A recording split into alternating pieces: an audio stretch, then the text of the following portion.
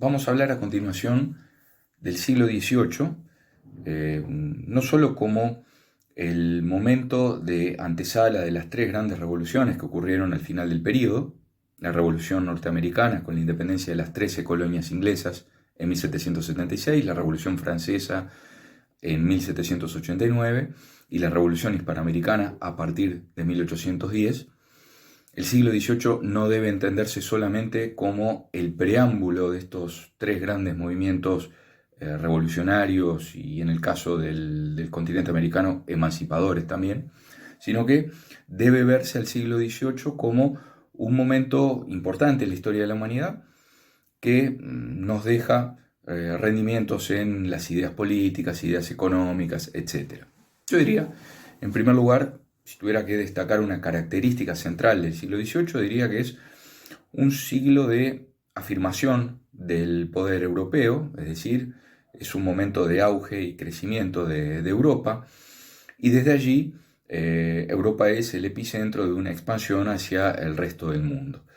Es el momento además en que llega a su culminación el llamado antiguo régimen, es decir, aquella estructura política y social basada en un orden que viene de la Edad Media, pero que adquiere unas nuevas características durante el periodo de la modernidad, con una sociedad claramente ordenada en una clase predominante, la nobleza terrateniente, el clero, sobre todo el alto clero, como la otra clase socialmente privilegiada y políticamente privilegiada, y luego el tercer estado, que vendría a ser casi que por naturaleza residual el conjunto de la burguesía industrial, comercial, el campesinado, los artesanos, es decir, el resto de la población que no eran ni nobles ni integrantes del clero.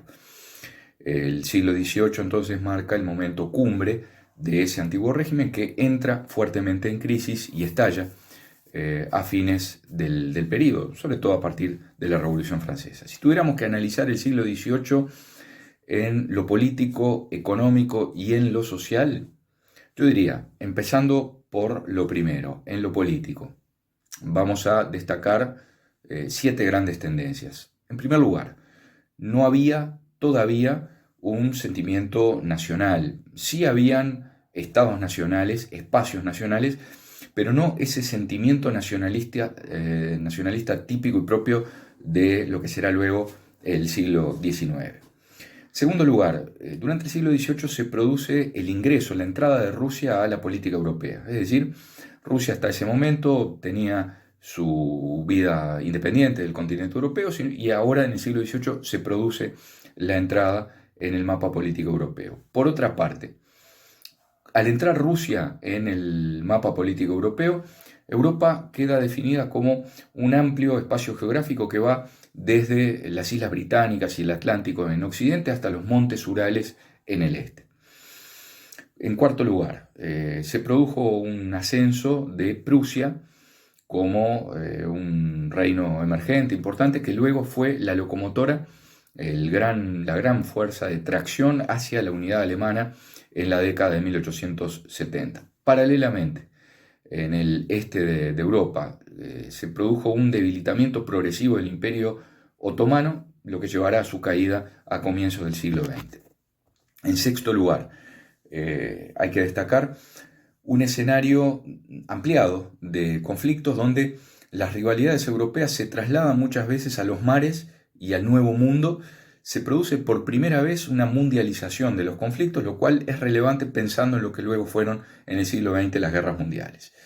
En séptimo lugar, la séptima tendencia, en Europa en el siglo XVIII se dio una fuerte rivalidad entre Inglaterra y Francia. Francia como potencia continental que buscaba mantener su predominio heredado de los siglos anteriores, e Inglaterra por otro lado como una potencia emergente que se proyectaba en todo el mundo a partir del dominio de los mares. Desde el punto de vista económico, el siglo XVIII tuvo, de acuerdo a lo que estudiaron los historiadores de la ciencia económica, 3 grandes momentos, 3 grandes periodos. Un primer tercio que va desde el comienzo hasta 1730, un segundo tramo de 1730 hasta mediados de la década de 1760 y el tercer periodo, tercer tramo, desde allí, desde mediados de la década del 60 hasta la Revolución Francesa, 1789. El primer periodo, 1700-1730 aproximadamente, se caracteriza por, primero, la ausencia de las guerras, es decir, no hubo en este periodo grandes guerras, y eso posibilitó un crecimiento económico y demográfico en todo el continente. Al mismo tiempo, la economía en este comienzo del siglo XVIII era todavía predominantemente agrícola.